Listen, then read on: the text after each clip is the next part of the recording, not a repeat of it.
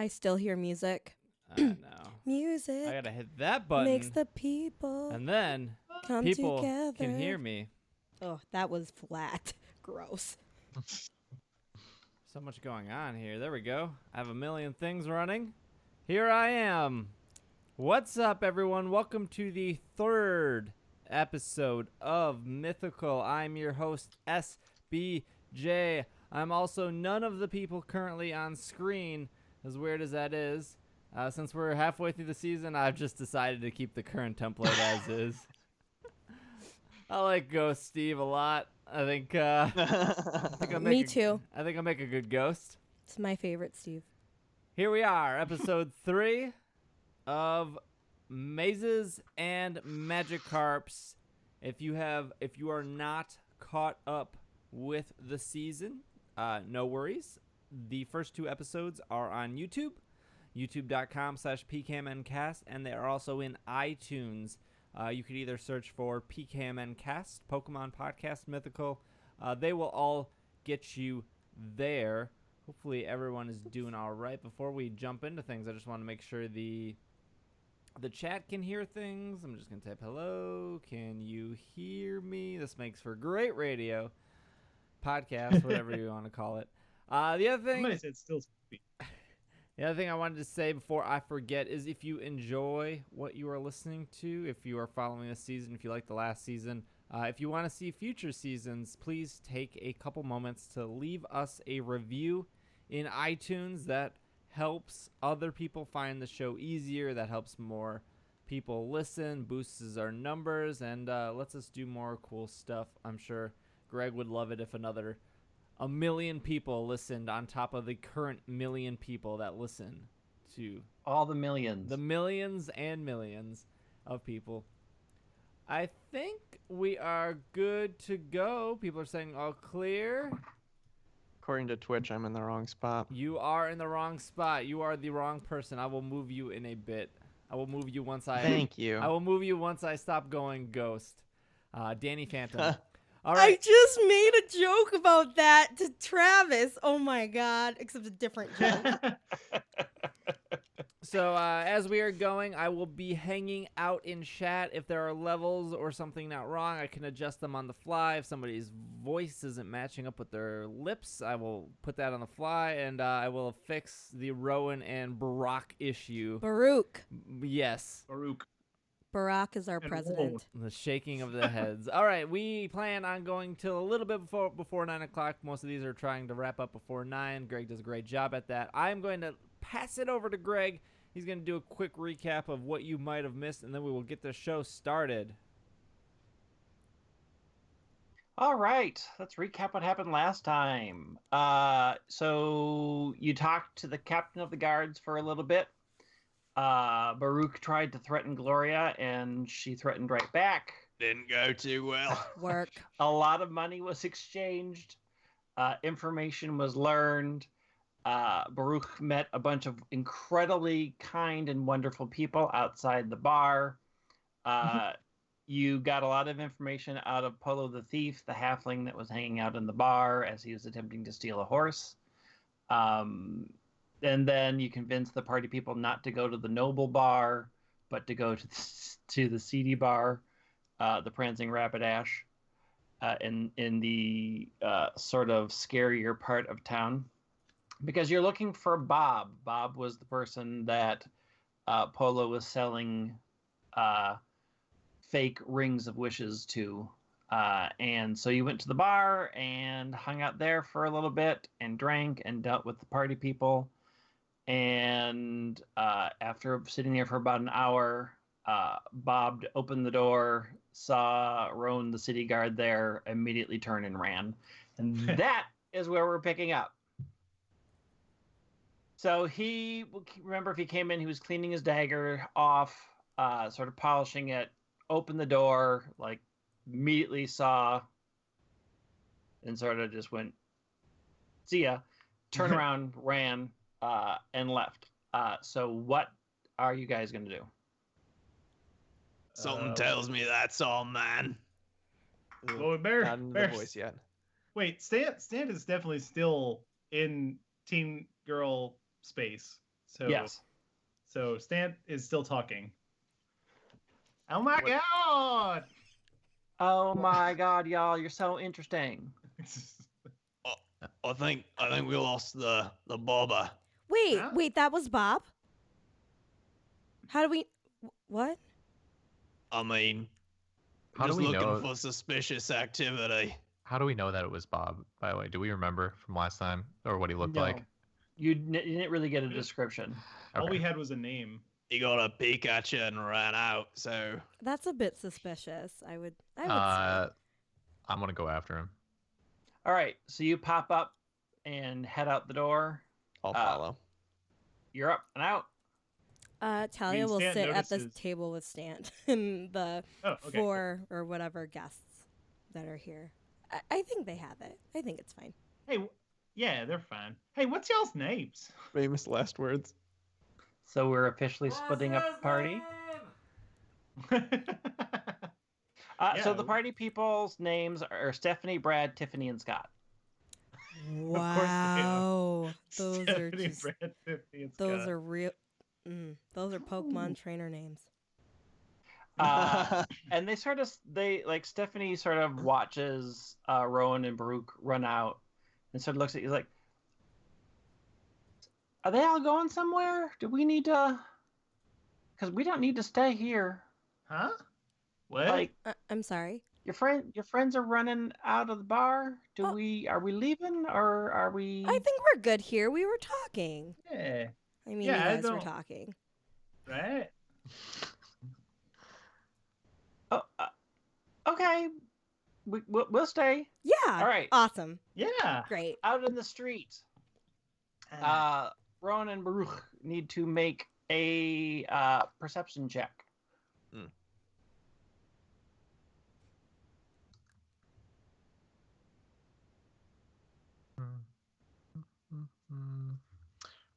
+6.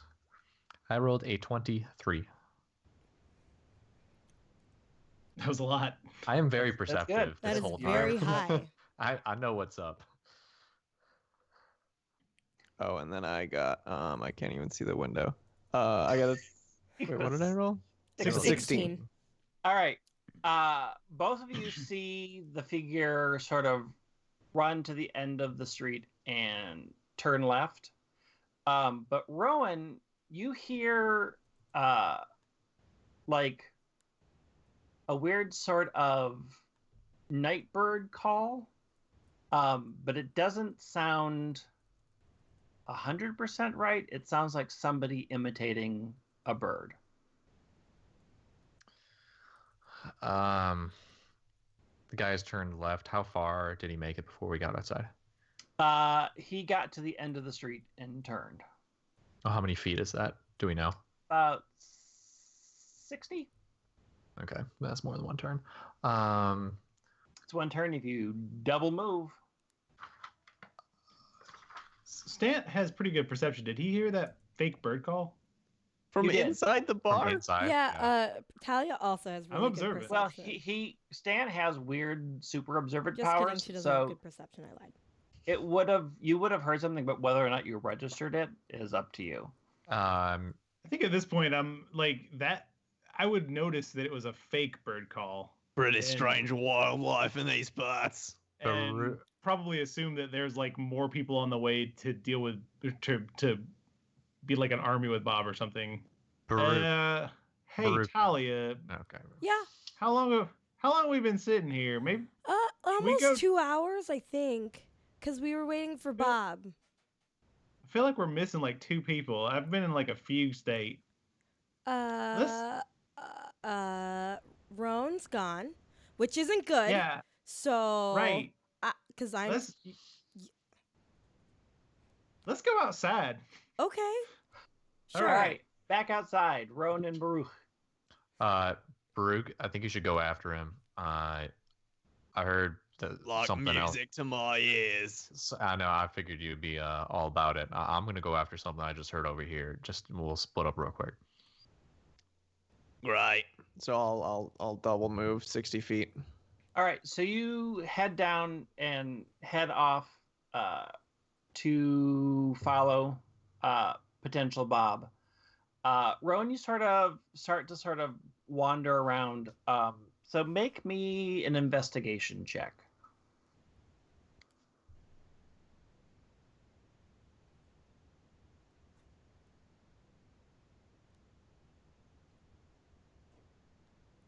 This is really great radio. That's a 12. I rolled a 12. All right. So looking, one thing that you start to sort of notice about your surroundings, unlike much of the rest of sort of Saffron City, this area has been built differently. So you're starting to notice that there are walls in between buildings that just don't serve any purpose other than sort of just to be a block off. And Baruch, when you sort of turn the corner, you're beginning to sort of get the sense as you're running past this thing that this entire area is a big maze. Like buildings are just flush, but there's nothing sort of there. There's like long hallways. And Baruch, make me Seems like a poor city planning gig. So make glad me we an split up. insight check, please. Insight, huh? Mm-hmm. Whether you realize or not. 19. Yeah, so you sort of turn the corner and you see Bob running, and your brain registers that it's clear that he slowed down to be sure that he was seen before continuing on. Like, his pace wasn't consistent, but the minute you sort of turn the corner, he's off again and heading straight down. I'm guessing that since I don't know what that means, Baruch sure doesn't either. Can I? Do I have line of sight on him? Yep. So first I'll say, by the power vested in me by the state of nothing in particular, halt in the name of the law or whatever. You hear him sort of laugh and just keep running. Then I throw a javelin at him. Okay. And then I use dex instead of strength, right, when I'm throwing. Yep. So that will be proficiency plus 2, so plus 4.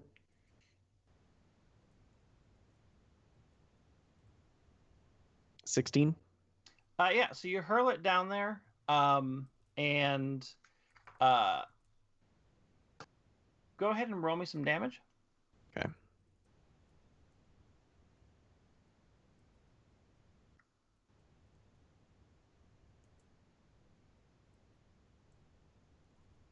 That's a 7. All right, so you sort of hit him in the back a little bit, and it doesn't look like it was a great hit, but you do hit him, but he doesn't stop. He keeps running. Roan, so you're sort of investigating and you're looking around. You get sort of a sense that wherever that sound came from, it's no longer in the area. Like you sort of look around and listen again, and you can't hear it again, and you're sort of still picking that out when Talia and Stant sort of walk out with Stephanie, Brad, Tiffany, and Scott in tow. I'm gonna send. Can I send him only to investigate? Investigate which part? I want to get up on. How tall are the buildings? They are all like 1.5 stories, so probably about 15 feet up. You can't jump quite that high. They vary, so you can make a check. Okay. Yeah, I would like to see if he can get on top of the buildings and check it out. Yep, just make an athletics check.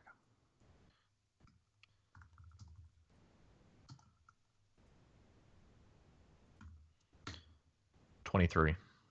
Yeah, without a problem. You just, in a couple of bounds, flies up and lands on top of one of the roofs, and then sort of starts to peer around. Have him make a perception check.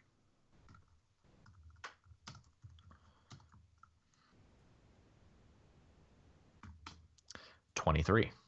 Oh yeah.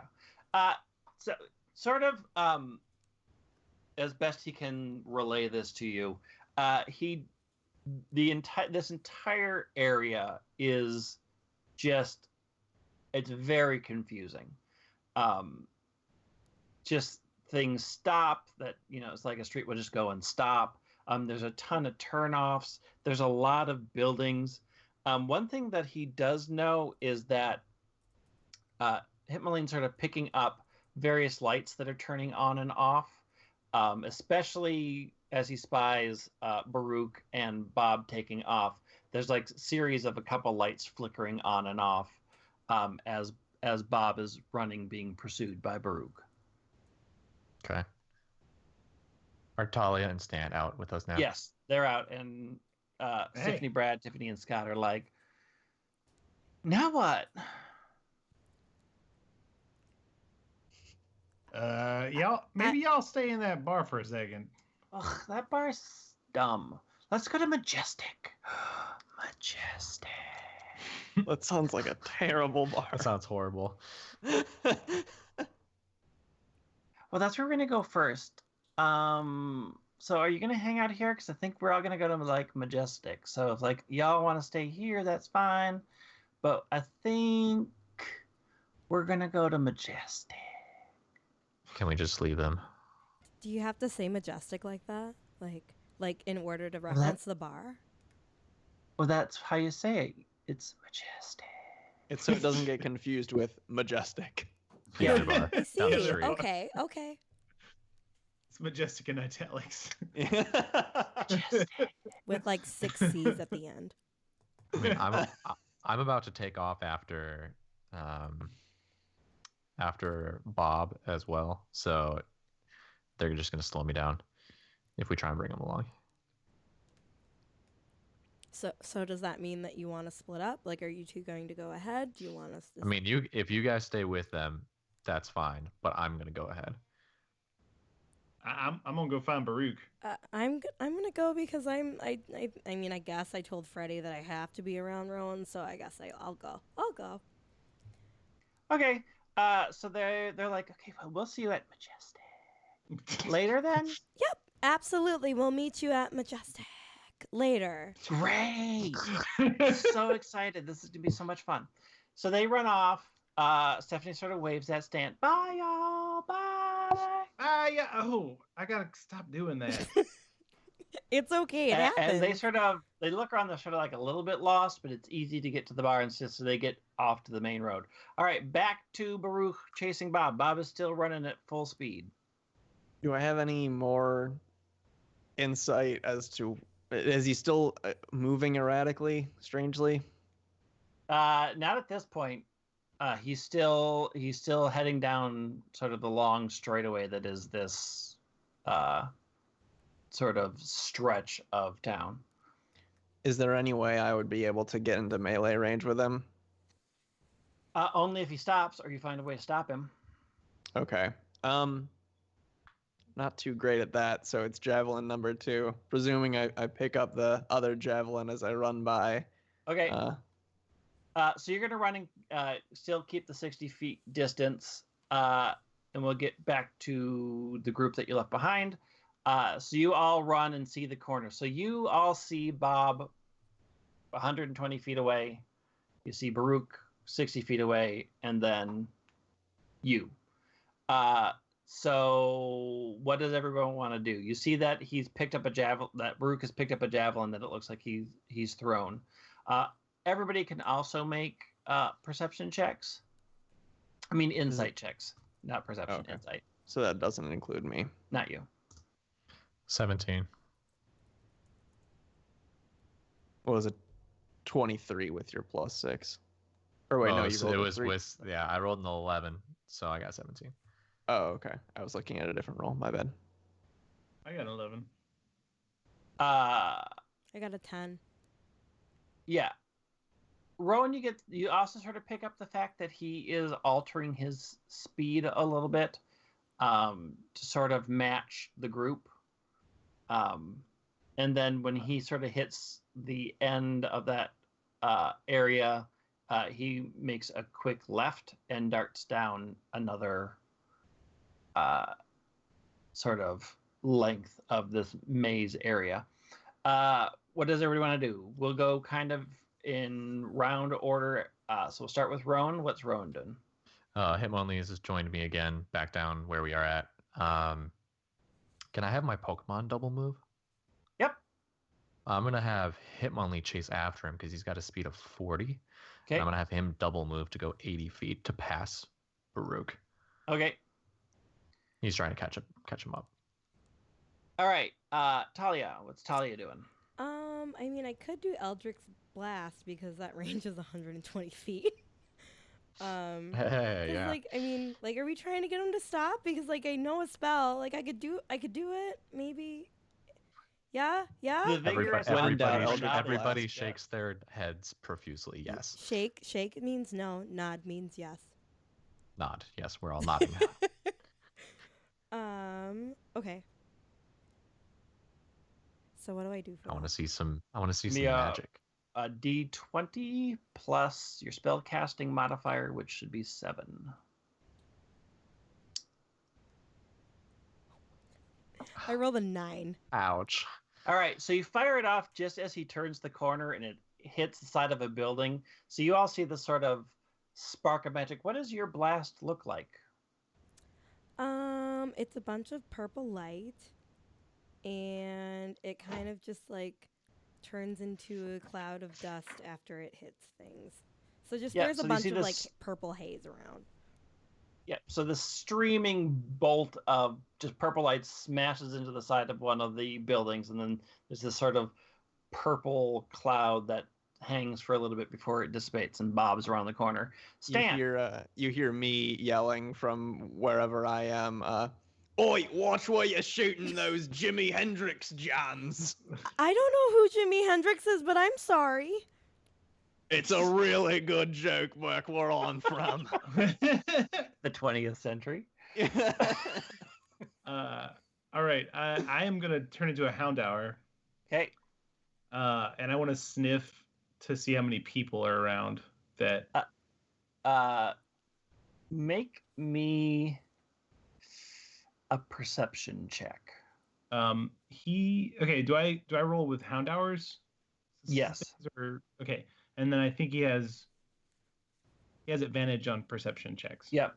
Okay, that rely on hearing or smell, which is what I'm doing. Okay, so I get a +3, and I get to roll it twice. So I have a 15 or a 22. All right. So you sort of transform into Houndour and just start to sniff around. The thing that you're picking up is there's just generally a lot of people around. But what you're sensing is there's at least it's sort of hard to pick out, but at least 5 other sort of scent trails that are trailing the route that Bob took through various buildings and other routes. You're picking that up distinctly as you move forward. So there's multiple scents that have gone the same way that he's gone. Yes. Okay. Recently. I think we're dealing with more than one bad guy, guys. I say as a little adorable puppy. Wait, who I understands? forgot you can do that. Can he speak? Is he speaking like common? Like so Oh, we can yeah, understand him? speaking just Okay. like Stan. A little disconcerting to have this sort of dog with a skull pattern on its head talking like Stan. But hey, is that really that unusual for this evening? Probably not. All right, Baruch. Well, I mean, also, That's me again. Houndour's movement is 40, so I guess I go about as far as Hitmonlee, right? Yeah. All right, I catch up to him within range of javelin and throw javelin. All right, so you run up and turn the corner and make me a perception check. I'm sure that's a great sign.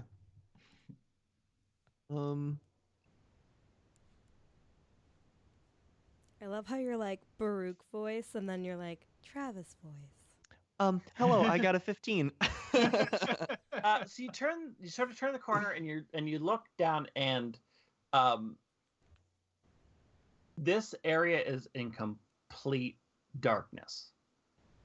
So unlike the rest of the sort of place that you're running, when you turn the corner, this area has been, this like hallway, this road has been covered over so that there's a roof.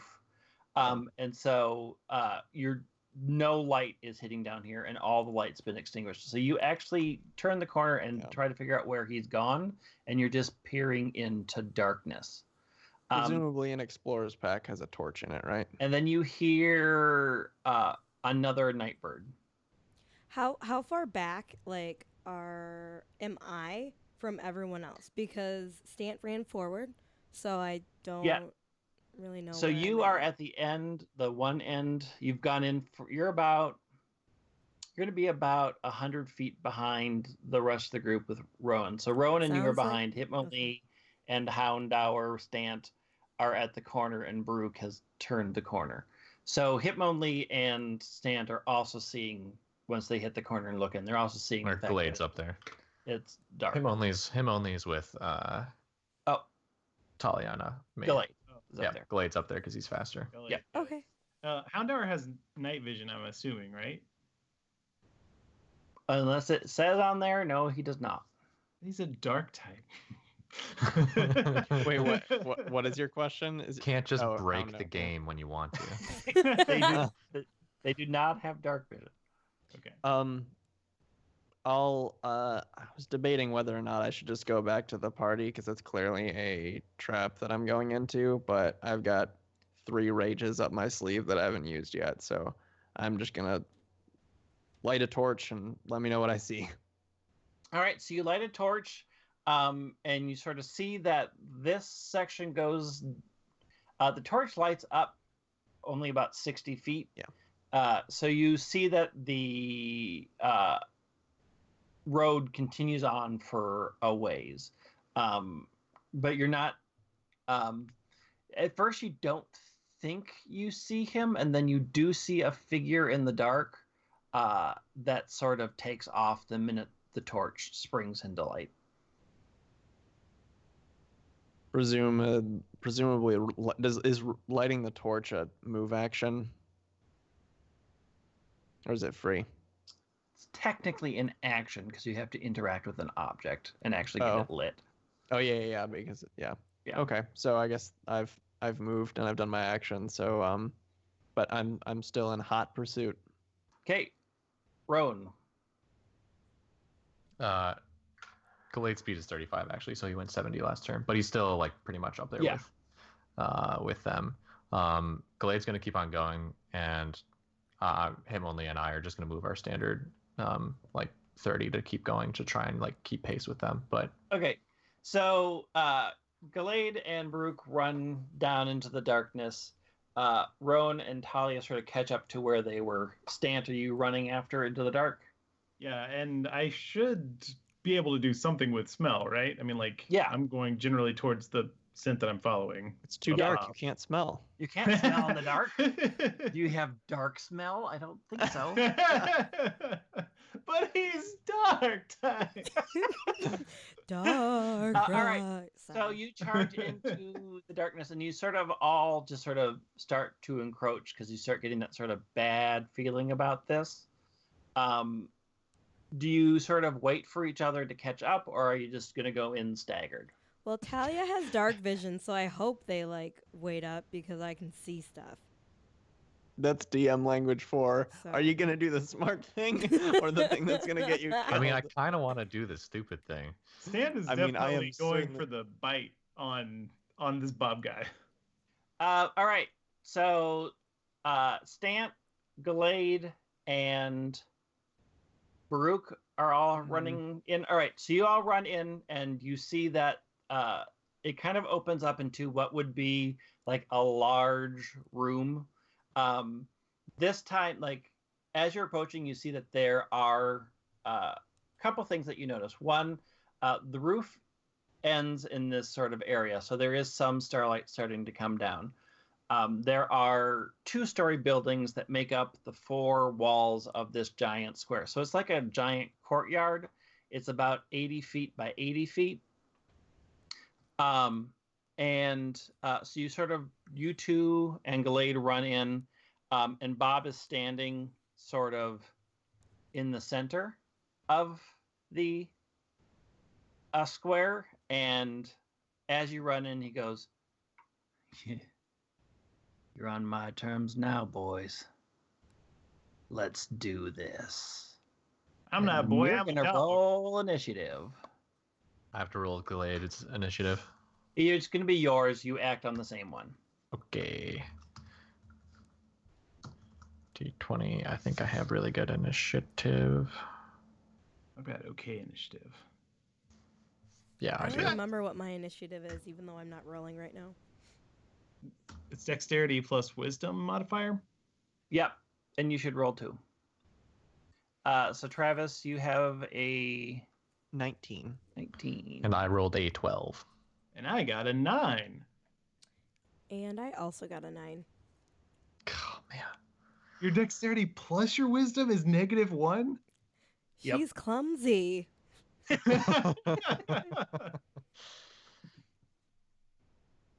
All right, let me quick get this order.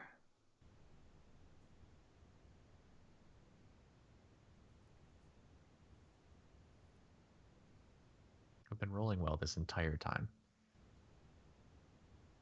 I guess for initiative, it could be worse. He stopped where he was. That must be a good sign, right? He's just giving up. I'm excited. I kind of wanted to be the dumb B movie where we all just run in and totally get ambushed and see how we handle it. It's a trap. I saw this great kung fu movie. They had this great strategy of running in one at a time, each taking their turn. I think it worked out really well. Really Things well. didn't go their way, but I think the strategy was sound. What tribe are you from? What is kung fu? I don't understand. Like, he says all of these things, and I have no clue what he's talking about, ever. All right, so Kind of barbarian thing. at the top of the round is Baruch. Baruch, please make me a perception check. Okay. 17. You hear Bob make the Nightbird whistle, and so you see behind him with sort of nasty-looking scimitars. There are 4 other individuals that are right behind him that are they're about 10 feet behind him, sort of scattered behind. To your left and to your right, about 30 feet apart, so 30 foot to your left and 30 foot to your right, you see 2 strange little bats that have like 2 long sort of pointy tails. They don't seem to have any eyes, and they're sort of fluttering up near the 2nd story, and sort of flapping around up there. And then you can pick out from 3 different windows, there seem to be crossbows aimed down at you. And it is your turn. This is the moment I've been waiting for. So I'm gonna activate as a bonus action. I'm gonna activate I'm gonna go into a rage. So well, actually, am I within range of someone that I would be able to run up and hit something? Yes. Okay. So I go into you are in the range of either one of the melee people or Bob himself. Okay. I'm gonna go into a rage. So I clutch my Houndoom tooth that's around my neck. Take out my great axe and I look up at the. Wait, what's the moon situation? Crescent. This is important. This is important knowledge. Well, still, I go. Stan can't help it. And I charge in to attack one of the melee people. Okay. What do I get on a rage? Is it just more damage? More damage. with a great axe. Oh, wow. I only rolled a 13. For the non-Bob people, that is a hit. Oh, cool. Bob is powerful. 1d12 plus 7. 18 damage. Yeah, so you just charge up to one of them, and they're sort of prepped. They're doing this sort of Final Fantasy bounce. And you just go wham right across their chest, and they sort of take the blow, spin for a second, sort of stare at you, and then their eyes go glassy, and they fall backwards and hit the dirt. I lick my lips in an Australian accent and look towards the next melee person. Is that really necessary? How Good day. All right. The two fluttering bats swoop down. One swoops towards Stant, and one swoops towards Baruch. And they let out this piercing, sort of high-pitched siren. And both of you need to make me wisdom saving throws, please. Does Gallade? Is this based on hearing? Yes. Then I have advantage. That's not perception. It's a saving throw. It says put you have advantage on all. Wait. I got a what 10. a toll is. Okay, fine. I don't have advantage on this. What? How you said, say it again. Say the whole thing again. Wisdom saving throw. Wisdom saving throw. Got it. They're not very smart, these things. That uses your wisdom. Okay, cool. Stant does have proficiency on that, so that means he's got +6. So 21. Okay. Stant saves, but Baruch, your brain gets really super cloudy, and it's very hard to concentrate. And we are going to deal with what happens on your turn. I bet you're confused. I have a strange desire to hit myself 50% of the time. That makes sense. All right, Aaron. So Rowan and Gallade. Rowan's not there yet, is he? No. So you can move to get in to sort of the edge of the area, and you kind of pick around what's happening up and around. Correct. Gallade, I would like to. How close is Gallade to Bob? Gallade can move up and attack easily. Okay, then I'm gonna do close combat. Okay. Which is, correct me if I'm wrong. Roll 1d12. First, roll the 1d20 to hit. Okay, got it. 16. So runs in and does the punch, and Bob sort of quickly throws up its scimitar and sort of holds it up and blocks the attack with the scimitar, and he just sort of smiles. Wow. All right. The other three bandits who are in melee range all swarm on Gallade, who is attacking their bandit super friend. And I will quickly roll to see how they hit. Let's type that correctly so I can do that. Ow. So I think only one of them hits, the other two miss. So one got a 19, one got a 6, and one got a 13. And I think Gallade's AC is 15. Yes. Yep. So so Gallade sort of blocks the same way, just sort of throws up, blocks the other two, but one sneaks behind and managed to get Chop in for 4 points of damage against Gallade. Okay. Does it stun me? Nope. Okay.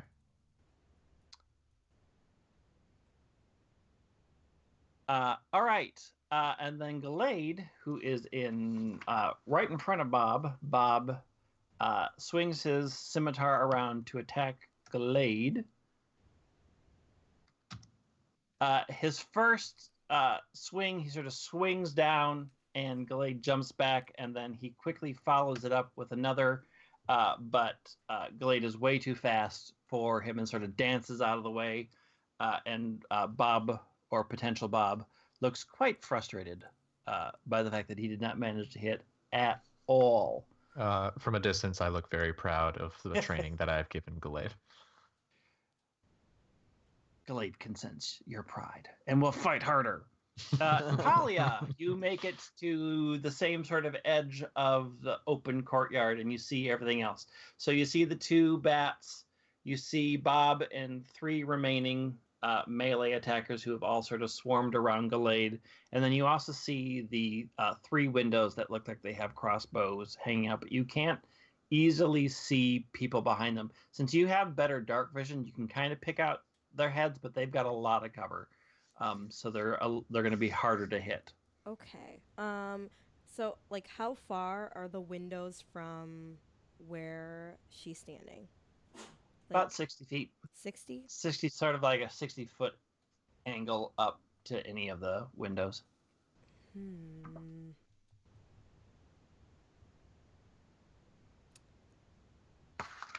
unsure. Can I do like a perception check to see if I notice anything else? Yep. Okay.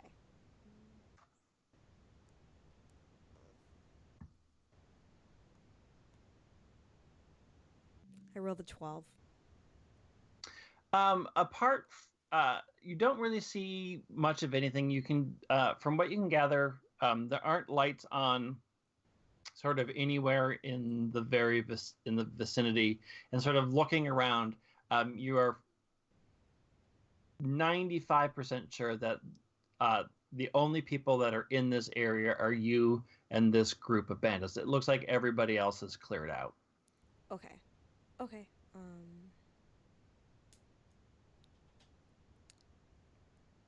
Attack. I mean, okay, can I do an eldritch I can't say eldritch blast? Didn't pick the right class. Oh, Jesus. Yes, you can do an eldritch blast. Greg can't say it either. It's cool. Okay. I want to see some purple flames. Right.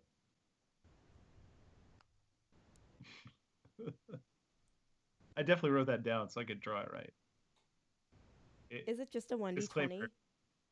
1d20 plus your spellcasting modifier, which should be 7. And now, who are you aiming for? I'm aiming towards the people that are swarming Glade. Okay, do you want to attack Bob or one of the minions? Let's go for Bob. Okay.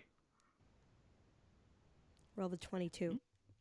All right, so you fire off the big swirl and just hits him in the chest, and he stumbles back a little bit. Roll damage. Yes. And you took agonizing blast, correct? Yes. So it's going to be a 1d10 plus 5. My lord. Ooh. It's extreme. 15. Oh, wait, no, just kidding. It's 7. All right, so you do 7 points of damage as he sort of stumbles back from the blast to his chest. Wait, earlier I said that I rolled the... Wait, what? Yeah, it's fine. Whatever. Just Who roll. cares? Just roll with it. Yep. Words. That all looks good. Stan. All right. Okay, I have the Ember attack that does a 15-foot cone or 15-foot. Okay. So I want to put. Is it cone or is it line? I think it might be a line. Yeah, it's a line. Let me make sure. Okay, it's line. I want to put both of the Zubats and Baruch in that if I can. It's all right. Well, because you're confused, so I can get you out of confusion. I hope that's how that works. I hope That's how it works mechanically, right? You don't know. I don't remember confusion being a specific condition in the Dungeons and Dragons 5th edition manual. I think that's some sort of homebrew situation we're dealing with. In a normal situation, like this thing that's like confusion, gets broken, typically you take when damage. someone isn't feeling well, you don't set them on fire. I mean, He has a that's fair point. Like, I enough. don't know why it's you would either want gonna to do that. it's either gonna bring him out or he's gonna be confused and lit on fire. I guess you're right. You're I mean, just like going to that's solidify which targets I should attack. Quite you just comical. knock him on the head. Why would I not know this? I don't know that you've ever run into confusion before. Okay. Well, in that case, I'm just gonna try and get 3 enemies in my blast then. You can easily get 2. You can get 2 of the melee people easy. You can get 1 of the melee and Bob easy. Do Bob. Seems like we're focus firing Bob, so I'll do melee and Bob. Okay. And is that a save or is that I forget what I check. wrote. It's Ember, a DC 11 dexterity saving throw, and I do 1d8 on a failed save or half as much on a successful one. Okay, so you can get Bob and a non-Bob. So let me do non-Bob first because I have that right at my fingertips. I think non-Bob is clearly the most important NPC that Greg came up with. I Oh, am you non-Bob. You didn't add anything, Logan. Dear me. Right, I shouldn't have, because it's just 1d8. No, it just had a plus on the end. Non-Bob does not succeed in any way, shape, or form. Okay, well, he takes the full 5 then. But Bob jumps. Bob Well, darts out of the way. He still takes 3, so. Yeah, non-Bob is like, burning! Ow, burning! Non-Bob doesn't like this. All right. So the 3 people firing crossbows.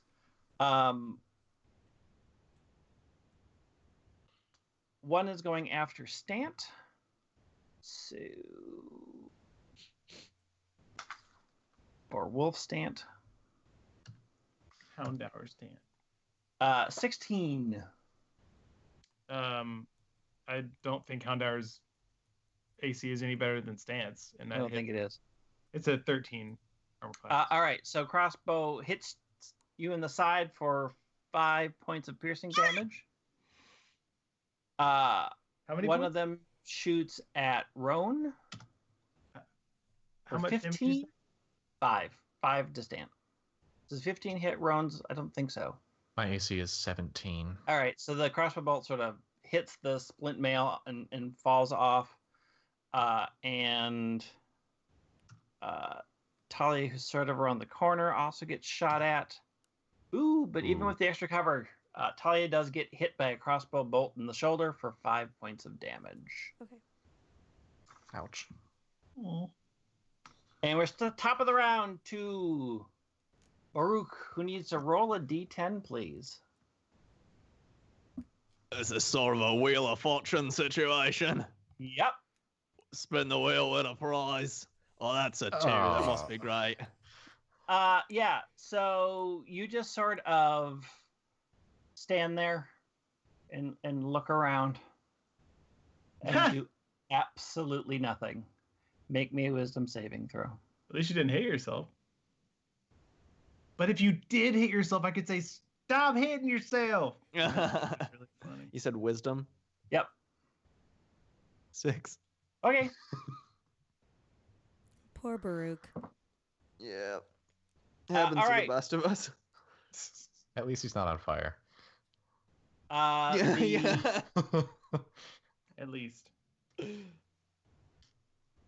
That's not what I wanted. Hold on. This is what I need.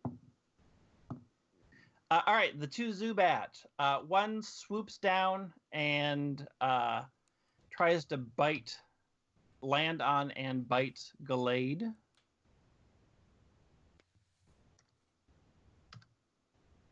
But does not succeed, sort of swoops in and tries to land him and then has to swoop off. The other one who was attacking Stant swoops down to try to bite Stant. No. But also, I'm pretty sure 13 misses. Yeah, I got a 14. Yep. So it also sort of swoops down and then realizes that You're way too active, and it flies off. So Gallade is up. Glade is going to try and attack everything within a 5-foot radius of it with slash. Okay. Do I add anything to this, or is it just a straight D20? It should be. Did I put a hit on there? And you're using the sweeping attack with your superiority die? Maybe. Teach me, oh wise one. Because I think you took sweeping attack, didn't you? I did take sweeping attack. Yes. All right. So let's. So he is going to be able. So he'll attack one target with a +4. So you pick the first one. Bob. And then, with a sweeping attack. So when you decide to do a sweeping attack, let me pull it up. So when you hit a creature, so if you hit Bob, you can expend one of your command die and attack one other creature within 5 feet of the original target within your reach. So if the attack hits Bob and it would also hit the other one, you roll Gallade's damage plus you roll the command die, and that damage is added together, and you'll do that to both targets. Okay, so tell me what to roll. So make Gallade's slash attack, which I think is a 1d20 plus 5. Slash is 4. Plus 4 to hit. But we upped it because of your fighting. Okay. Oh, you are good with fighting types. 15. All right.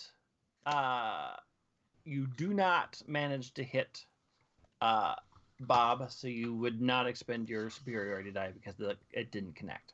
Okay. He is prepped for Gallade and sort of blocks it. Are you going to move further in, or are you going to kind of stay back a little? Roan is going to go up to meet up with them and see if he can attack as well. So tamers choose which is going to attack yourself or your Pokemon. So you can close the distance, but you'll have to decide which of you is going to actually do the attack. Can more than one Pokemon attack per turn? No.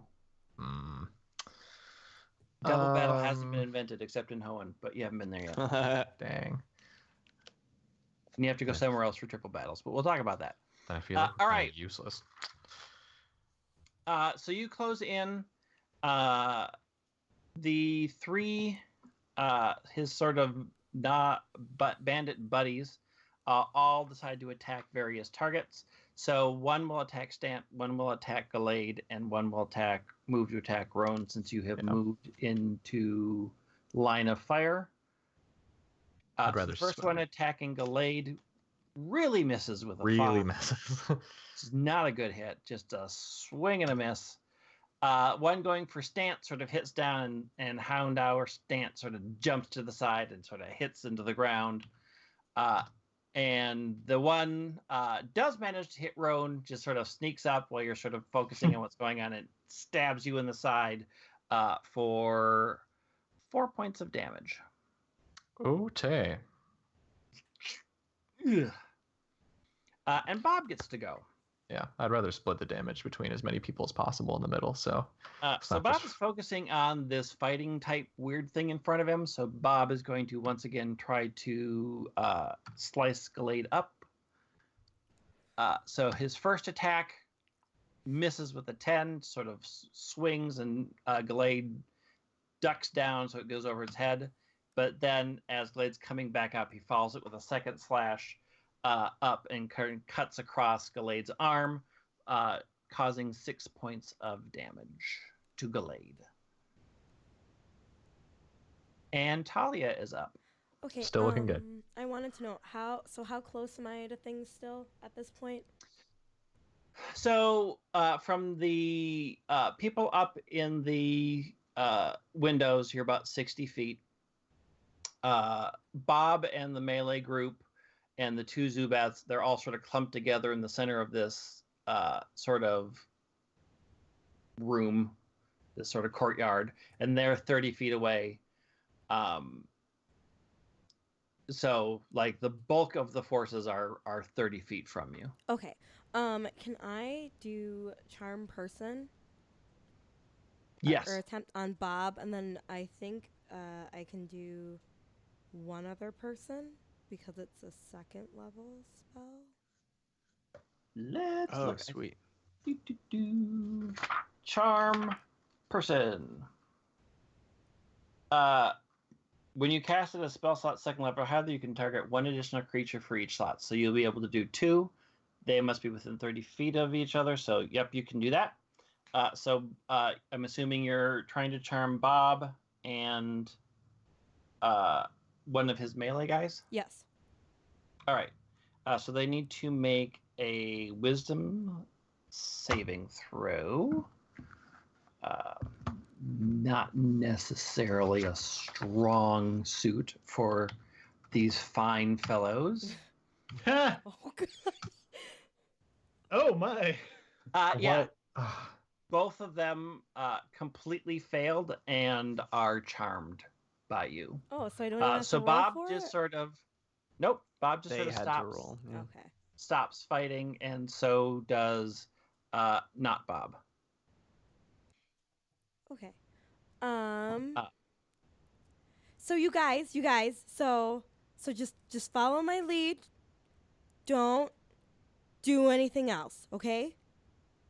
Okay, you guys? All Are right, you talking Stan. to us? Yes. Okay. Because if you Sorry, guys did attack someone if you say guys something? attack I'm them, a little out of it. if you guys attack it, then it ruins the Stan, spell cancel. Stan just backs up to Talia and holds his action to bite anything that comes anywhere near. Okay, the ranged people don't really know what's going on. They can't really see what's happening, so they're just going to fire. They are going to shoot at Stant, Roan, and Gallade, since they are all in sort of the center, most threatening to Bob. Well, I backed up. Yeah, Stan backed up closer to Talia. Yeah, You're still in the courtyard. You're still in the courtyard. Oh, okay. Okay. And you shoot fire from I your was hit mouth. at the entrance of the courtyard. Oh, speaking of shooting fire, how do I recharge those? Do I just roll a d6 at the beginning of my turn like a monster would? Yep. Okay, I'm gonna do that to see. No, I didn't recharge it. You did not recharge it. All right, so first shot against Gallade. You hear a sort of horrible crunch and twang, and you see this little crossbow bolt sort of limply fall down from the window and hit the ground, and you hear inappropriate swearing from that window. Shooting against Roan, 8, so it just sort of goes wide and hits into the ground. And shooting against Stant, these people are really bad at this. With a 9, they sort of aren't prepared of what's going on, and they shoot, and it just sort of all hits the ground around you. Baruch's turn, so he needs to roll me a d10. My rage ends because I didn't attack, and I wasn't damaged in a full turn. I rolled a 9. Yes, temporarily your mind clears up, and you can act and move however you wish. I feel like I missed some things. Are we not dealing with these two mates? Just Baruch, the ceiling mates? Baruch. Talia's trying to wave, but without Bob seeing them. But she's just kind of waving her arms obnoxiously. I don't really know if Baruch understands what she's doing, but she's just kind of looking like a fool right now. Thankfully, I took poor body language as my extra language when I wrote this character. I'll do my best to toss a javelin at one of the crossbow. Okay. Folks. Is he throwing? Oh, wait. Never mind. Answered it. Am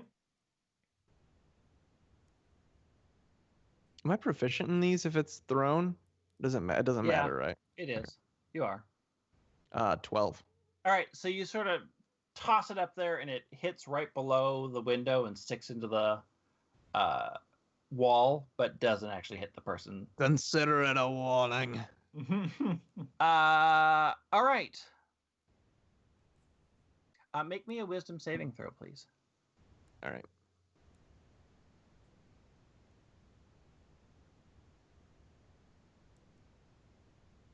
$17. All right, you shake off the effects of confusion, and you are no longer confused. That was a bit of a weird one. I feel like if I slapped you earlier, that you would have just gotten out of that, or I think I just would have been slapped. Mm. The two Zubats, one sort of swoops down to bite Baruch and lands. No way. Hits that, and you take 3 points of damage as you feel it drinking your blood as two little pointy fangs stick into your shoulder. For 3 damage, that's pretty terrifying. And one sort of attacks Stamp. Yeah, it got me. Yep. Also takes 3 damage as it lands on your back and sinks its little pointy teeth into your back. That's actually super terrifying. Like a giant mosquito, basically. Yep. Oh They're, god. they're drinking away. UBO2 expansion absorption. We've gotten to Bob and his friends, and sort of Bob holds up his hands and says, "All right, stop. I didn't recognize them at first, but these are friends of mine." Stop. Yeah, we go back a long ways, don't we? And he looks at Talia sort of expectingly as they all sort of, they're confused, but they sort of all start to lower their weapons. Oh, because she has charm person on. Yeah. Hi, Bob. How are you? Oh, I'm quite good. Good. So we just wanted an update about like what you're doing right now. So like, could you maybe like just I have a bad memory, so if you could maybe like just tell us what's going on. Like I just need an update. Like what do you mean? Like update on what? I mean, what's going on What'd right you now? buy? What? Yeah. Who? So you were selling to some proxies? Like, what? Like, who are you selling to? Like, Oh yeah. Are you talking about that thief that sold me the bum ring? Yeah. Yeah. You don't have to worry about him anymore. I took care of him. He'd already been roughed up by some people, and it was a real easy kill. Barely could put up a fight. Polo. Wait, he's dead? Marco. Oh yeah. We made sure that line of questioning was gone, so he won't be giving information out to anybody else. You don't have to worry about it. It's all safe now. He's gone. We dumped him in the pig trough. They'll eat him up in the night, and that'll be the end of that. Great. Okay. Houndour is crying. Talia gets really distraught when people talk about death, so she's kind of like flailing at Rowan because she doesn't know what to do. So she's kind of just like, Polo. Yeah, if I talk to him, is it gonna have the same effect? Yeah, well, Charm Person considers you people friends, although he really considers Talia friends, so she doesn't have to make any checks, but you will have to make some persuasion checks to get, because he doesn't know who you are. And plus, you are his sworn enemy, so it is going to be harder for you, but you can talk to him. I can take this one if you don't. I mean, you kind of if you want to. I mean, I have a really good persuasion, but that's going to be fighting pretty hard against me. So yeah. Yeah. So I roll up and I say, Bobby, I don't believe we've met. My friend Atoli is here. Just so we get a full picture of the gig here. You are a proxy for which buyer again? Make me a persuasion check. It's not going to make it that easy. Just better than disadvantage, I suppose. Yeah. It's just a flat D20. 13. Yeah, you had to look at it. You know, in our line of business, we can't be talking about who we work for. That's just not professional. That's fair. Well, between Talia, ask him. Bob, could you answer Baruch's question, maybe, please? it's gonna get people in trouble. You noble types. I understand, but you noble types, you get real antsy when you find out some of your other noble types aren't on the up and up. So I'm gonna spare your feelings, and I don't want to upset you. So I'm gonna keep this one close to my heart, so that you don't have to know this dark secret.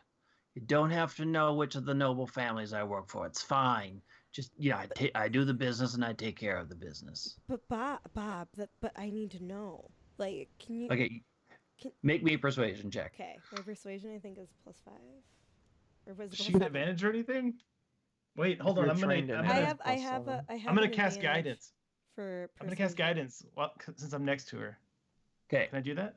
Yeah. So you can roll a d20 plus. You're trained in persuasion, so it's gonna be d20 plus 7, and then plus a d4 because he's giving you guidance. Okay. And then roll a d4. All right, so you got a 25 total, which is very, very good. You sort of melt his heart a little bit. He's like, oh, if you really want to know, I can tell you, but Lord and Lady Walver are the ones that have been buying this stuff. I've worked with them for years. Walver. Do any of us recognize those names?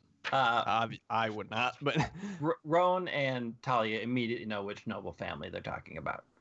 There are only 8, and they are one of them. Okay. But I'm going to ask you to keep that again close to your heart, because you don't want these things out. Okay. I can't believe he murdered the other New York accent.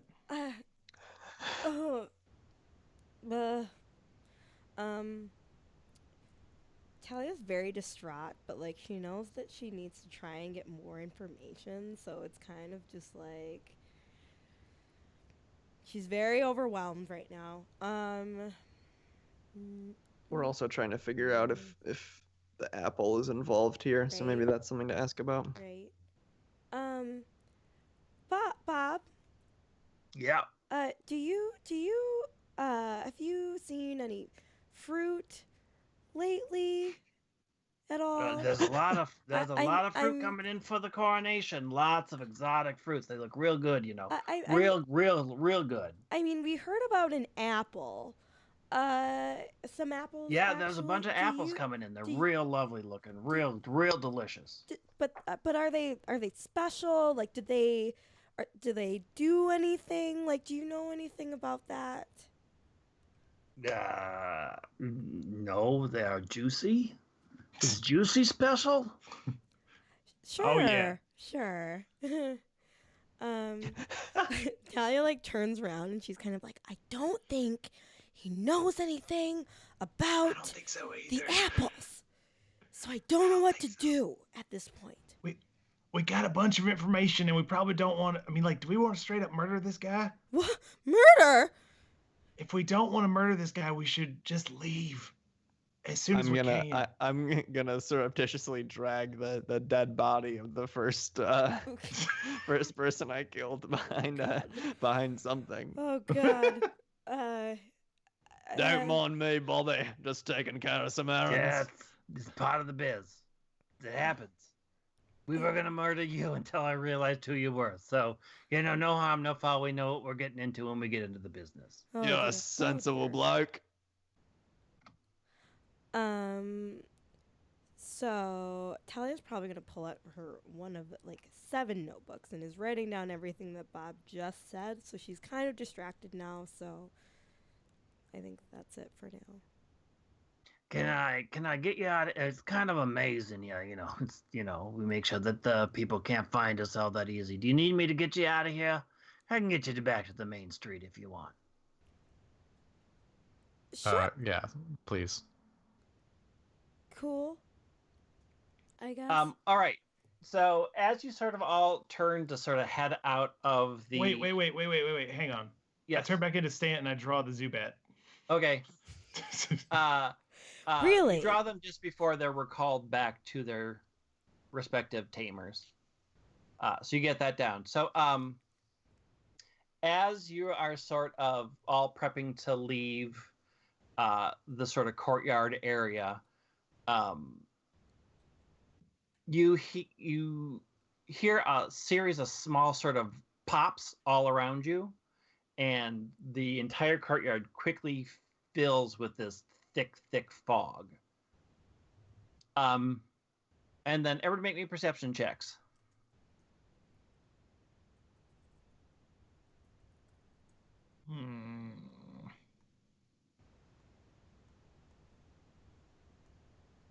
I can never find it. I rolled a 21. I rolled a 3. Classic Talia. I rolled an 8. What is with Stan? Classic She's Stan. very good at persuading people, but she It's doesn't not- notice anything else. So, it's not Golden Age Stan. It's like Silver Age Stan. Silver Age Stan and Talia, both of you are sort of just generally confused by the sudden smoke that's popped out everywhere. Baruch Is can it thick? hear. Like, can we still breathe and stuff? You can still Or- breathe, Okay. but you can't see much of anything. Okay. Baruch can hear bodies hitting the ground. And Rowan can see a figure just sort of darting to each person that would be, like where they all were, and they just hit the ground as they go through. And then you see this figure get behind Bob, and you hear Bob yelp. Can I use Divine Sense? Yes. Do I have to roll anything for it? Nope. You are not sensing any extraplanar, fiendish, or any sort of outsider presence. And the gas sort of starts to dissipate, and you can see standing behind Bob, there's a figure who is dressed all in black. He's got sort of a black mask over, like Dread Pirate Roberts style black mask tied in the back. He's got a short sword on his back. He's got a belt that's got like a bunch of different pouches all the way around it. And the most unusual thing is on the edges, so overlaying his hands, which are also black gloved, there's like a long silver sort of like knife, almost like a spear point. It looks like, as you sort of look at it, like that could also, not only is it like one unified unit, but it also could spring forward. So it's got like 3 claws, which would make it good for climbing. And on the top of it, it's got sort of a razored edge. So sort of like a lizard back, cartoon lizard back edge where it's sort of jagged. And he's got that up against Bob's throat. And he looks at all of you and goes, "Tell me what he told you." Oh, you're gonna kill him because it's not like he's. Well, I shouldn't say it in front of the poor guy. Never mind. Is he still charmed? Does he even know? But he knows that something. Bob is sort of like looking at you guys like. And now that the dust is getting, you see all of his henchmen are on the ground. All the ones that were in the windows fall? are off and down and on the ground and sort of mangled in sort of weird sort of positions. Oh, man. As they hit the ground from being thrown from a second-story window. Bob, you told us not to tell anybody, so he should not know either. What? Can I cast Hold Person on this mysterious figure? You certainly can. All right, I'm gonna try to. Is it? Does he? I don't know if it's a save or. Should be a save. This target must succeed on a Wisdom saving throw or be paralyzed. Yeah. For a minute. So you cast it, and it does not seem to have an effect. Dang. Well, I tried. Well, I think we'll be going on our way. You got what you want with all the dead ones around here. We got I suppose nothing out of the deal, so if anything, you're getting more out of it than us. It's a good deal. I mean, do we really care? Yeah, we just gotta leave. Like, he literally just tried to kill us. Yeah, let's just leave. Great meeting you both. So as you're sort of turning away, Bob sort of goes, but where are you going? I think he's gonna kill me. Just where are? Bob, you could come with us if you want. I guess. Like, Talia's just like, sure, No, why not? I really can't move because this guy's gonna kill me. And the guy behind him's like, tell me what you know.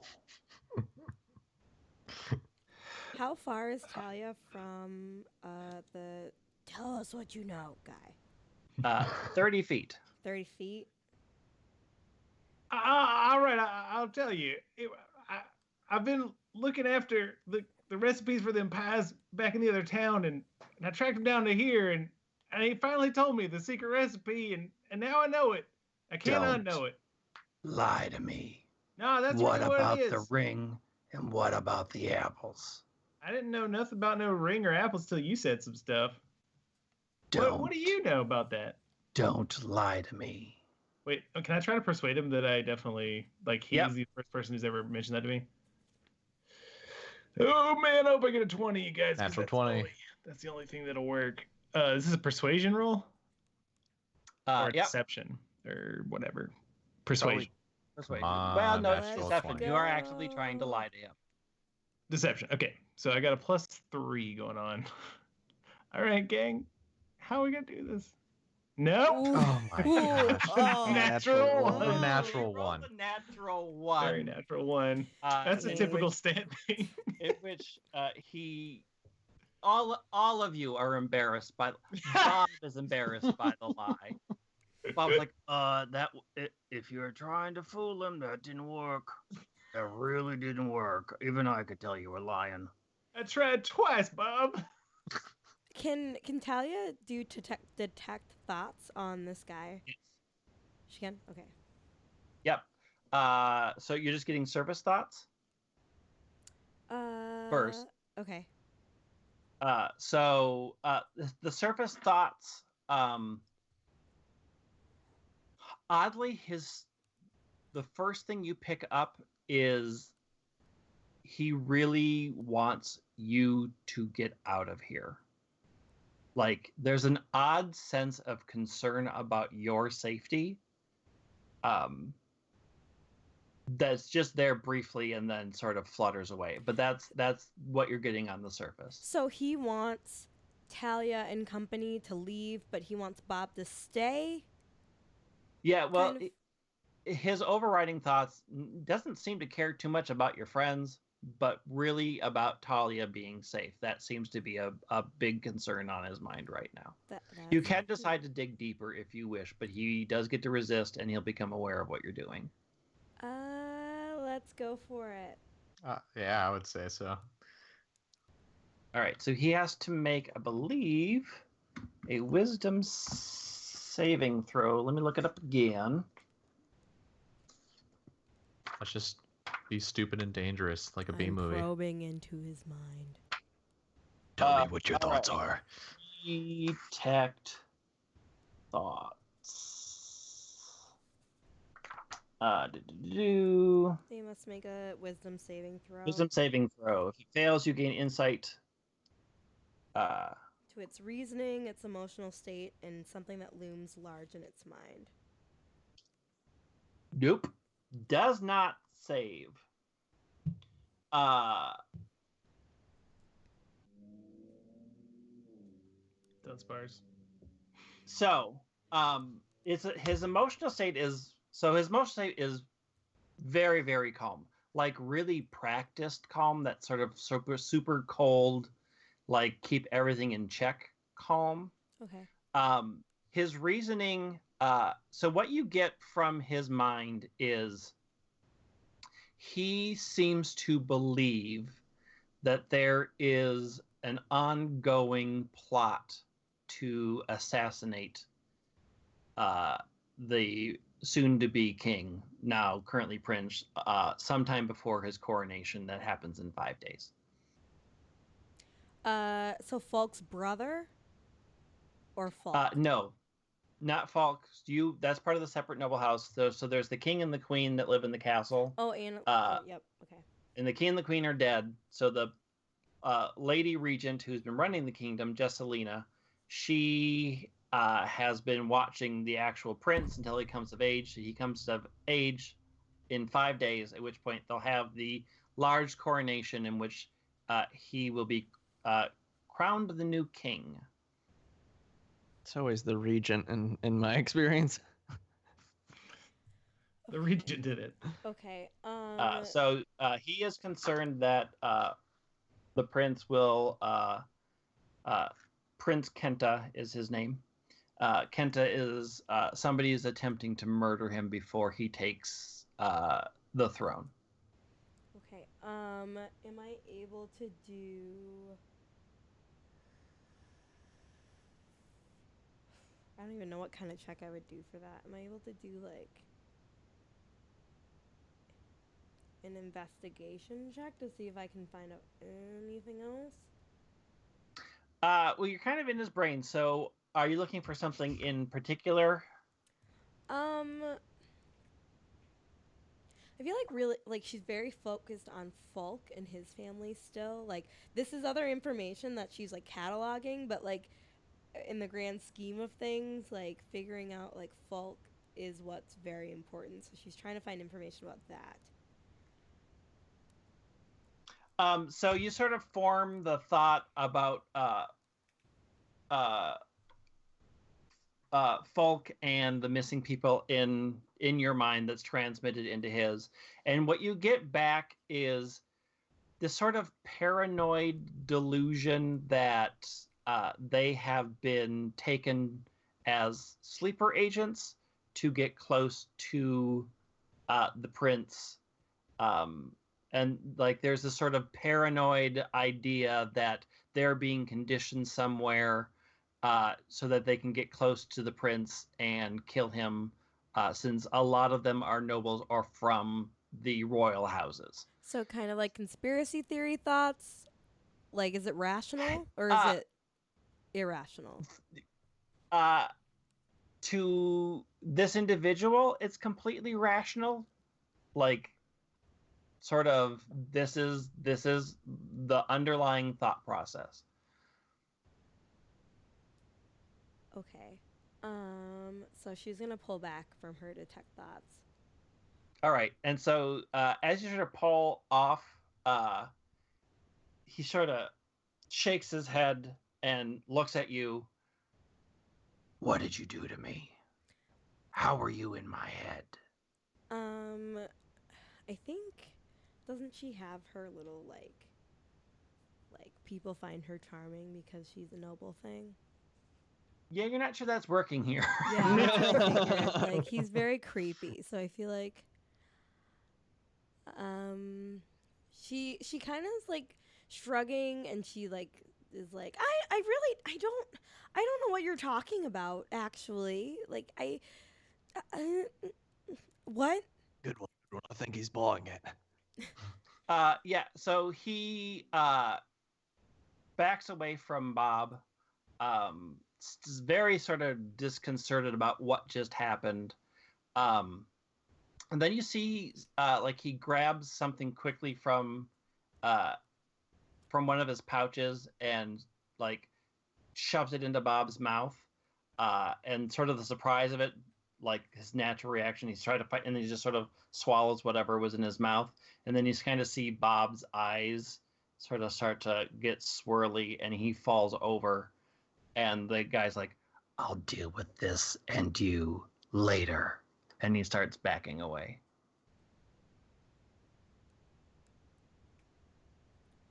Oh, man. Do we want to go after him? I think I'm good. I think Go back here. we have things. Like, I got lots of notes, you guys. So like, Talia's like writing down everything that she collected from everyone, like while just like probing in their minds, so she doesn't forget. She also keeps notes of everything, so that's also. Yeah, so he backs away, and then like the long daggers spring into their 3-prong format, and he sort of jumps back and slams in, and quickly starts climbing up the side of the wall and onto the roof.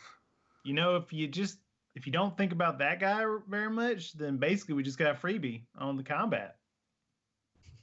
And he takes off, and a quick perusal, you see that Bob is not dead in any way. He is just completely unconscious, sleeping.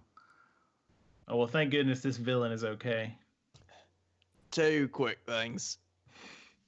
First, I'm new to the city life. Is that what... I've heard a lot about something called nightlife. Was that nightlife?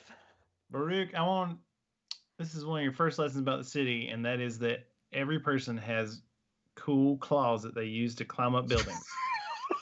That's great here. When do I get mine? How long do I have to live here? It's one of the rituals. You get them eventually when I feel like you're ready. You know what I like about Stan? I like that you always tell it how it is. You always shoot straight with me.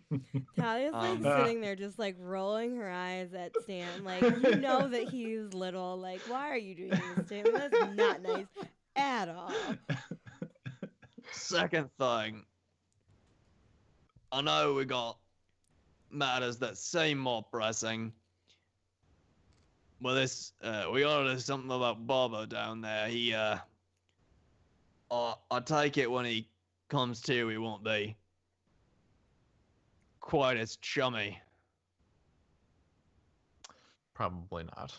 So should we just leave him in the middle of the courtyard? Talia's like, well, can we just put him in like a chair or something, or just like pull him up to a tree? There's he's literally just, like, bodies lying in the ground everywhere. All the bodies are his friends too, so I feel like if there's anything I gather from hanging out with you two, Ron and Talia, it's that people know who you are around here, so if he comes to, he can probably get some more of these fellas to come after. I think we gotta. I think he can deal with sleep permanent. I think he can deal with the fact that he is all alone after he wakes up and will not bother us anymore. However, are these the only ones? I would rather not chance it, and we should just leave. Stant, can you get us back out of here with your great sense of smell? Yeah, whatever. Let's do this. All right, turn back into a Houndour. Okay. We're just leaving the loose end as it is.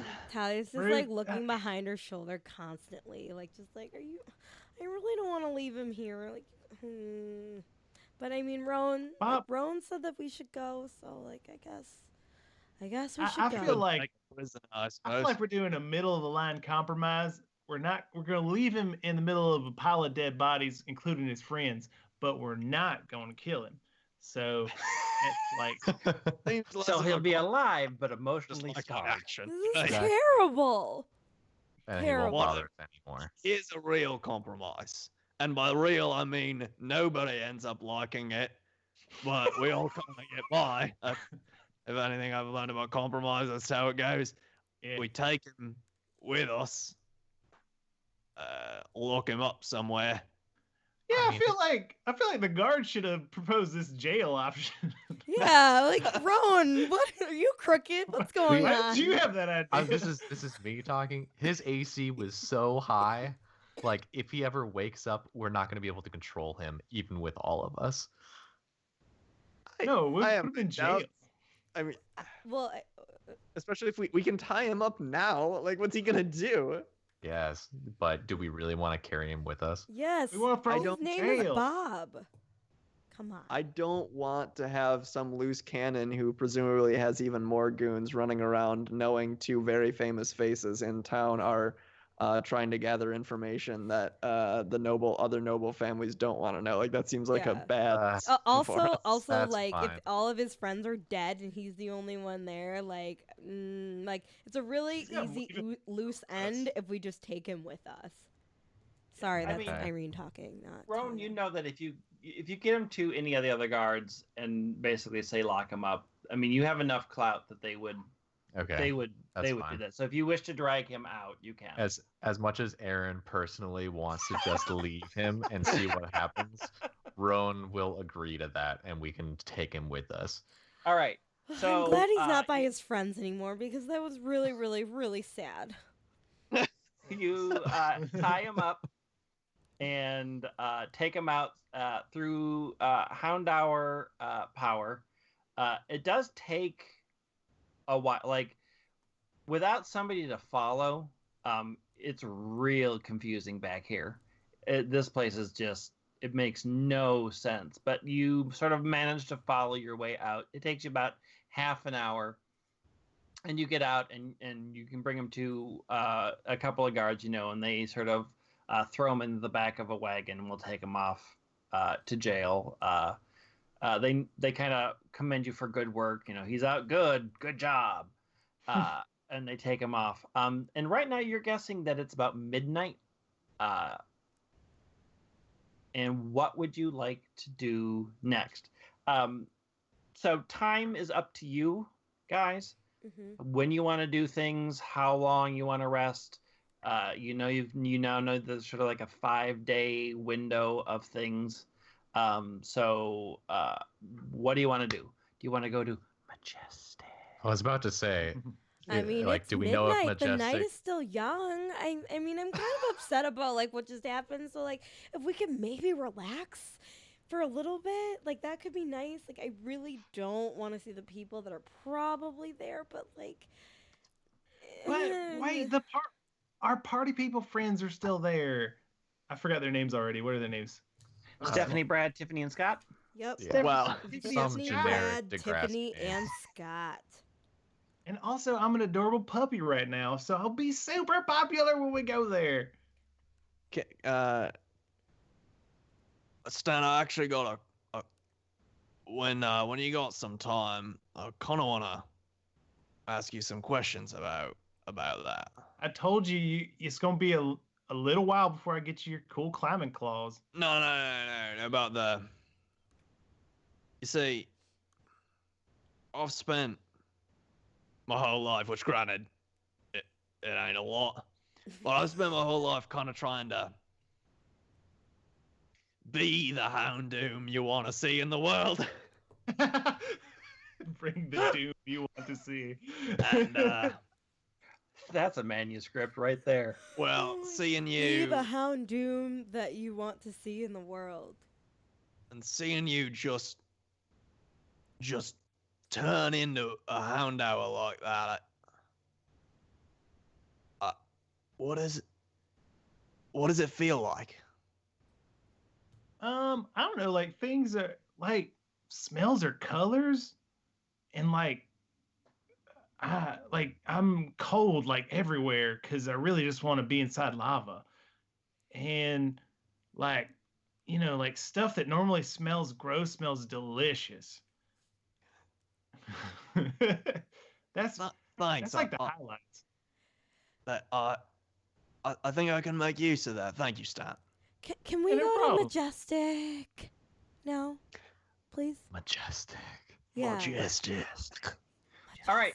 So you know where Majestic is.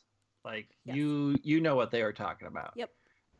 So is that where you're heading next? I mean, that's where Yeah, Talia's going because she's trying to cheer herself hotel? up. No. So you sort of head through, once again, heading back down to the main thing. So once you're back in the market square, you do see the shop that sells all the docks. So you see the little Eevee sort of inside. You also see a couple of different animals in there. They seem to sell another type. This one is much more fox-like. So the ones that you see in there, they have like 3 red curls on their hair. They're sort of cinnamony red color. They have a tail that sort of are this beautiful curled 6-tailed creature, and they're sort of prancing around inside. And then way back, as you're sort of peering in because it's too cute to pass, way back in the back, you see like a large case that's currently covered up by a sheet. Well, I want to know if that's a Pokemon back there so I can draw it. Sounds like an invitation. A large box covered by something. Let's Yeah, check it out. Like, why Yeah. is that covered? I don't understand. Can we go over here? Like, I mean, it is at midnight and the shop is closed. So unless you wish to Those break words in, don't really mean much to me. you can't get in unless you decide to break in. Oh, it's in the shop. It's in the shop. so we can just It's see it all through in the like the shop. window. You can see it through the big window, yeah. Guys, Bro. I'm pretty excited about Majestic, and Yeah. we could just come back tomorrow.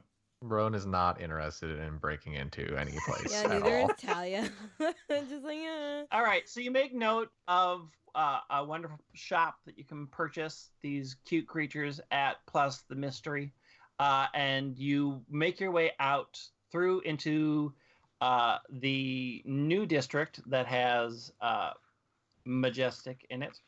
So Majestic. this is It's not majestic. It's Majestic. So this is what's known as Old Saffron and the Lake Garden area. So while there's still the original buildings in here, everything as opposed to where you just were, this is clearly where money goes and lives and takes up residence. Everything is immaculate. The streets are completely clean. The guard presence here is very heavy.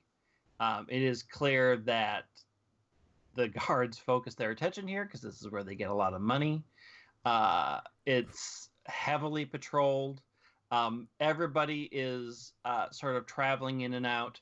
And you start to see more and more people with these pets that you saw in the pet shop. So you see a bunch of sort of little cinnamony red foxes, and you see the cute brown foxes around, and people are sort of wandering around and mingling and chatting. And they sort of notice you, but they don't. And you make your way further in, and then you see the incredibly large 2-story tavern with just the sign above it that sort of glows as you look at it. So it's been magically enhanced. So it like starts at the M and the light continues over the entire word. And then every once in a while you hear the sign go, Majestic. I really hope the sign is blue because I'm like I'm envisioning a blue sign. Like Yeah, it's blue. Yeah. So I have a And question. there's a sort of bouncer security guard out front.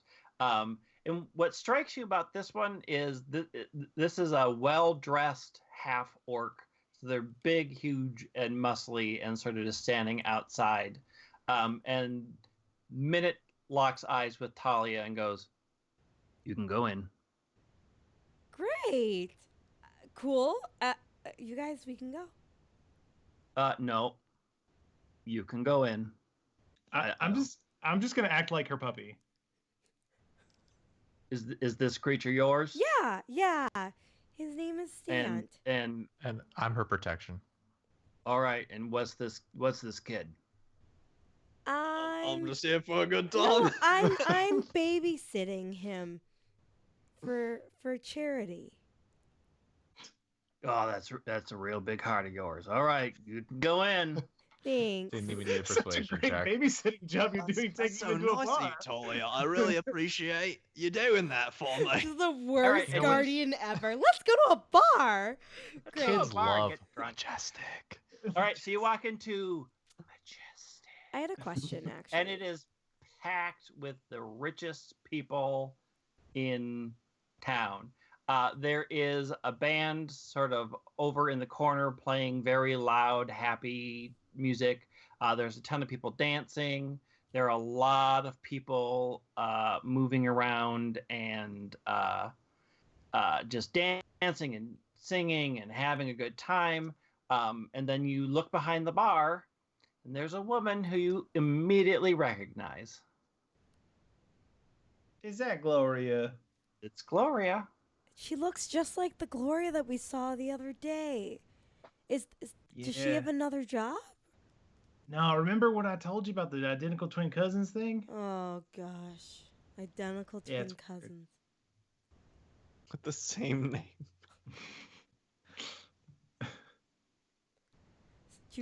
And we will put a pin in it there as you've entered into Majestic. I had a question though, really quick. Can I Yes. ask? So in terms of the guard presence, is it like the city guard that Rowan works with, or is okay? Yes. Okay, that was my question. And there's a mix of both. Like you recognize some of them as people's personal bodyguards that they pay. Okay. It's so the main presence is the city guard that Rowan works for, but there are other individuals that are, for pay bodyguards, mercenaries that work for various houses.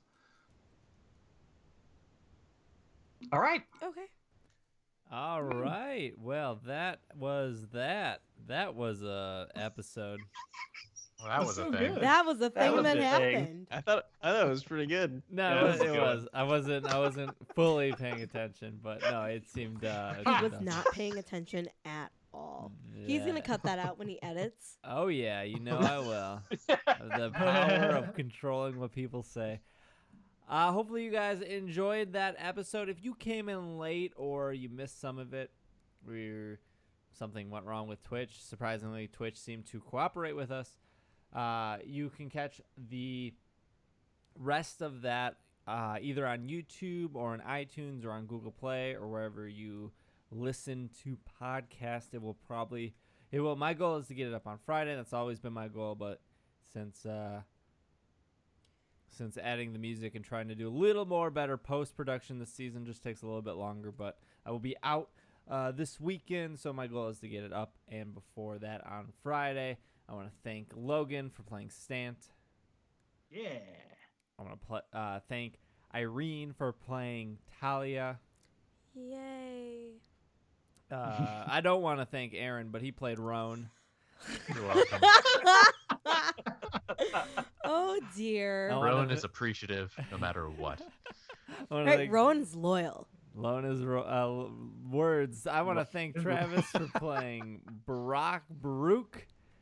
Did I say it right? Not a problem. Barack Obama. Barack Obama. And then finally, of course, thank you, Greg, for making the story so far. We have 3 episodes left.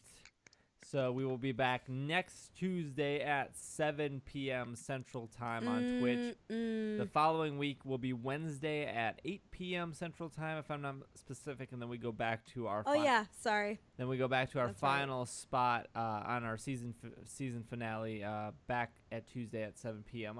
Again, we'll remind all you guys next week. Thank you guys so much for coming out and hanging out with us on Twitch. Or just listening to the show in general. Both ways very much appreciated. I am going to bring it to music. I'm going to bring it to our standby screen. And we will see you guys next week. Bye. Later. We rolled a one on the outro. Majestic. Roll the one.